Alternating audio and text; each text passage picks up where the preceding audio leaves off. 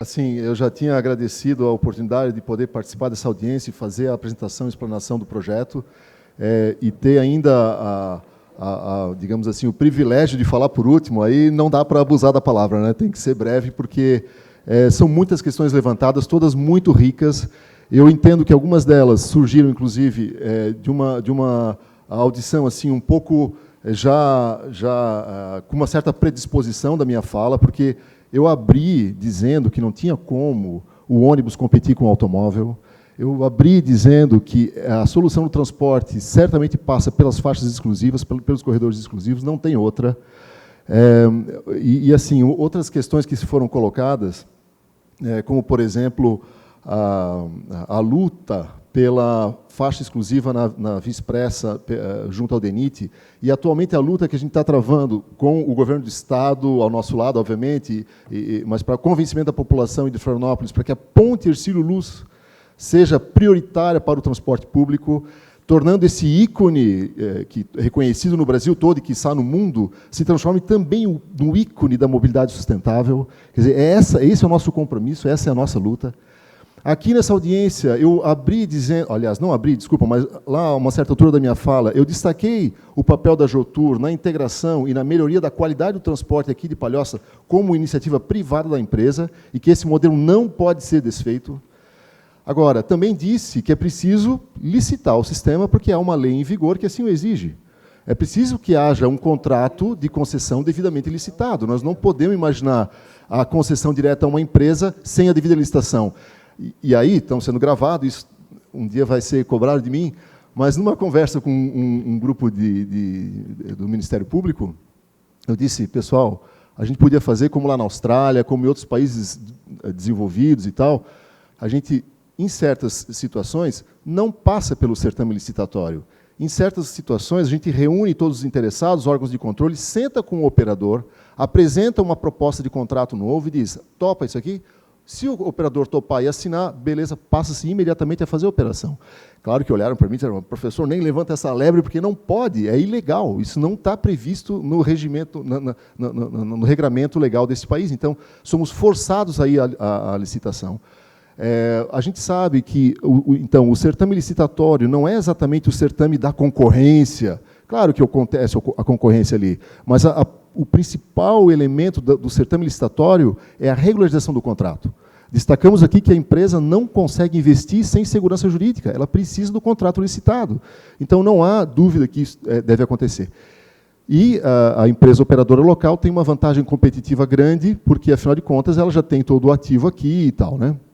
Numa zebra muito grande, ou sei lá, numa eventual formação de consórcio, enfim, que mude um pouco a cara do sistema ou do operador, enfim, certamente se pode contar com um sindicato de motoristas e cobradores, que é um sindicato, e o Dionísio sabe disso, eu não estou falando aqui da boca para fora, é um sindicato que mostra o valor da união do trabalhador desse país.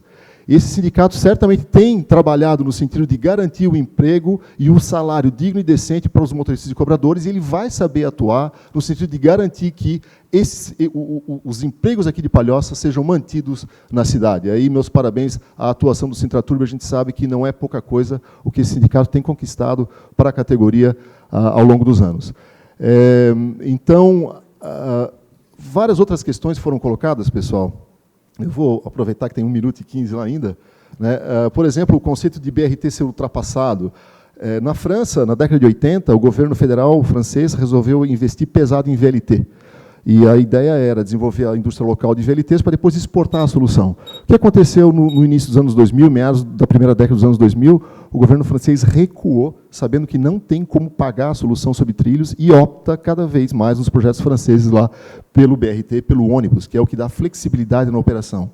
E ainda com o avanço na tecnologia do veículo, está ficando indistinguível o que é um VLT e o que é um ônibus.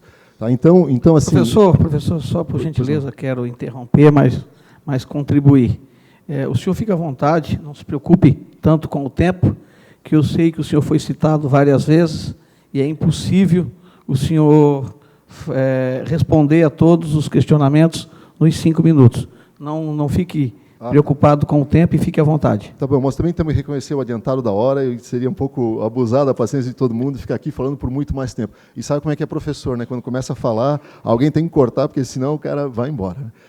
E com relação à capacidade técnica da equipe, eu quero dizer que esse projeto não é de hoje, né? Aliás, nós já estamos com o segundo projeto, aquele ônibus RMF pode ser consultado para ver pelo menos a questão das linhas, mas nós passamos por um projeto de uma certa época áurea da Esperança Nacional, ali 2014, 2015, que haveria recurso para fazer um sistema de BRT puro, com corredor exclusivo e tudo mais.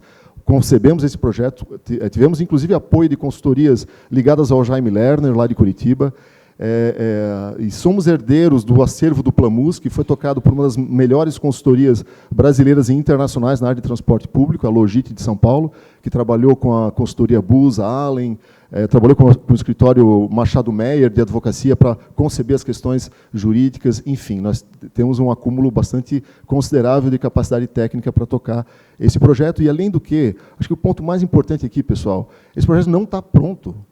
Esse projeto depende da lei autorizativa da Câmara, que não é a lei que consagra esse projeto, não é isso, é a lei que dá início à tramitação das negociações formais agora da Prefeitura de Palhoça com o ente metropolitano do qual ela faz parte. Então, não é uma questão de isolar a solução na mão do governo do Estado, não se trata disso, pelo contrário, é gestão compartilhada. E nesse caso, a lei autorizativa simplesmente diz, olha, pode começar a conversar, pode tratar da integração que a gente aceita. Agora, os termos exatos da integração vão ser definidos em audiências públicas, em... Professor, desculpa te interromper mais uma vez. Eu acredito que eu já entendi, mas eu acho que muita gente gostaria de fazer essa pergunta. É exatamente nesse ponto que o senhor está falando agora. Digamos que a Câmara de Vereadores de Palhoça, na noite de amanhã, aprove a possibilidade de o município de Palhoça integrar o sistema. Aprovamos ontem. Uhum. A Câmara de Palhoça disse sim à integração. Uhum. Nesse momento,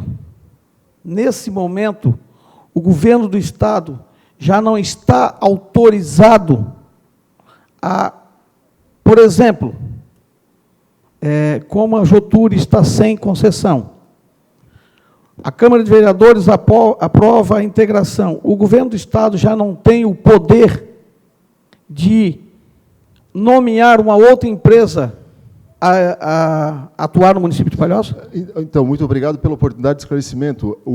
Esse convênio interfederativo é o primeiro instrumento que sinaliza para o Poder Executivo do município a possibilidade de começar a tratar de um segundo instrumento, que é o contrato de programa. Também previsto nos arranjos de integração de consórcios de município e também na operação conveniada, e o contrato de programa é que vai dizer o que o governo do Estado... Aliás, não é o governo do Estado, né? O que é a gestão compartilhada da região metropolitana, que, de novo, não é o governo do Estado, são todos os municípios e o governo do Estado. O que esse ente metropolitano vai poder administrar em relação ao que é municipal de Palhoça. Isso vai ter que estar previsto no contrato de programa. A assinatura desse contrato, quer dizer, a elaboração desse contrato, vai passar por audiências públicas também, necessariamente. Né? O próprio projeto, pessoal, ele já foi, formalmente, ainda não houve uma audiência pública sobre o projeto dos ônibus, porque ainda não há a possibilidade de declará-lo, digamos, completo, no sentido, por exemplo, da integração de Palhoça. A gente depende do contrato de programa ser firmado, esse contrato de programa dizer, então, o que a gente pode considerar nesse projeto. Uma vez feito isso, a gente conclui o projeto e inicia o processo de consulta pública. Como toda concessão, tem que passar por um processo de consulta pública para depois ir ao Tribunal de Contas, e esse Tribunal de Contas aprovar os termos do processo licitatório, e aí sim lançarmos a licitação. Então, assim, eu não vou dizer que é um longo processo, é um curto processo, porque está todo mundo a fim de colaborar e integrar, mas é um processo que não vai sair da mão de Palhoça. Não há perda de poder. Pelo contrário, a gente costuma dizer que há ganho de poder. Porque nas linhas intermunicipais, Palhoça não tinha muito o que dizer. As linhas intermunicipais eram certamente do governo. Agora não. Agora estamos falando de leis metropolitanas que vão ser geridas em conjunto, numa gestão colegiada, onde Palhoça tem assento. Inclusive, os detalhes técnicos desse projeto estão sendo exaustivamente discutidos no CODERF. O CODERF, o Conselho de Desenvolvimento Metropolitano, se reúne mensalmente. Nem sempre se dizer o representante do município de Palhoça se faz presente nas reuniões, mas agora tem um servidor municipal designado para participar das reuniões e está começando a avançar o processo de conversações que incluam também Palhoça. Então, assim, não há problema nessa autorização. A partir da autorização se começa a conversa de firmar o contrato de programa e o projeto. Mas, de novo, repito, né, então, essas questões, com relação a questões da promessa de audiências públicas, quem sou eu, né, um técnico engajado e apaixonado por esse projeto, fazer promessa aqui, né? A questão é que o Tribunal de Contas não deixa a licitação acontecer se não houver um processo formal de consulta pública, e do qual faz parte, inclusive, audiências. Então, isso está devidamente regrado em lei, né? E a questão do sistema viário e da mobilidade melhorada não tem solução, pessoal. Ou é por uma integração e por uma força política regional, ou fica aquela luta dispersa, né? E nós temos que dar mãos para trabalhar junto com essa união. Rapidamente, eu vou terminando aqui, né, para não alongar muito mais, mas umas questões pontuais que ficaram em relação ao terminal de integração em Forquilinhas, Jardim Eldorado e tal. Bom, vocês viram que, em relação à Palhoça, tem uma área ali para localizar um terminal.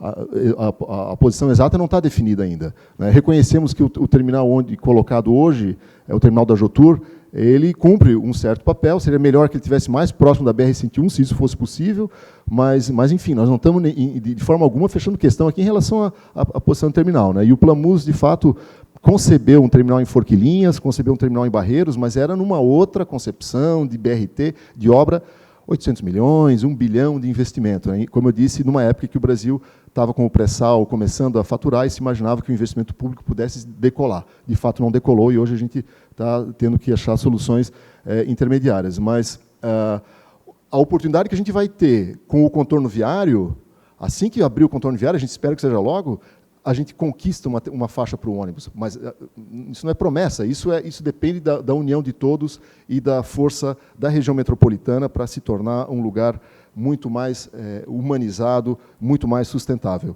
E, por último, pessoal, a questão do subsídio, que pontuou algumas falas, eu quero aqui dizer que a palavra subsídio talvez não seja a mais adequada. Eu quero dizer que é muito comum haver política pública, como meia tarifa, como gratuidade, que é paga pelos demais usuários. Isso não me parece justo, não me parece socialmente correto. Se há política pública, se os órgãos, se há leis concedendo benefícios, que também haja uma designação da fonte desse recurso que não seja o outro usuário pagando. E em Florianópolis, na verdade, o que acontece é isso, não é um subsídio exatamente. É a prefeitura pagando o custo da política pública de promoção do uso do transporte por meia tarifa, tarifa social e gratuidade tarifária. Muitas outras questões, pessoal. Eu me coloco assim à disposição para voltar a essa casa. Eu acho que nas questões da vereadora Zana também ficaram bem claras as mais dúvidas que são muito mais legais do que eu sou capaz de abordar. Então, eu acho é importante falar com Procuradoria de Município, Procuradoria do Governo do Estado, para sanar essas questões e pavimentar o terreno para essa união metropolitana que é, como diz o Estatuto da Metrópole, a lei de 2015, que fala que as funções públicas de interesse comum do cidadão de áreas metropolitanas têm que ser resolvidas de maneira integrada. Não dá para pensar mais essas funções, e a mobilidade, obviamente, é uma delas, o transporte público, de maneira isolada. Isso já está na lei, já é do Estatuto da Metrópole, e nós precisamos avançar nesse sentido de constituir essa metrópole da região das Bahias, essa metrópole que devia ter outro nome. Não devia se chamar Grande Florianópolis. Eu não acho justo esse nome, porque não é Grande Florianópolis. É a metrópole dos Alpes Paleocenses, onde neva, onde é a coisa mais linda, a metrópole da Praia da Guarda do Embaú. Então, não é a Grande Florianópolis, é uma metrópole onde todos nós vivemos, cidadãos metropolitanos que merecem outro nome. E aí fica até lançado o desafio para que a gente a batize de maneira mais correta para refletir essa questão, que inclusive a população está mais no continente do que na própria ilha, né? Então, muito obrigado mais uma vez à Câmara de Vereadores de Palhoça, cumprimento pela audiência pública, e vai ser sempre um prazer voltar a essa casa para discutir esse projeto tão importante, tão vital para Palhoça e para toda a região. Muito obrigado.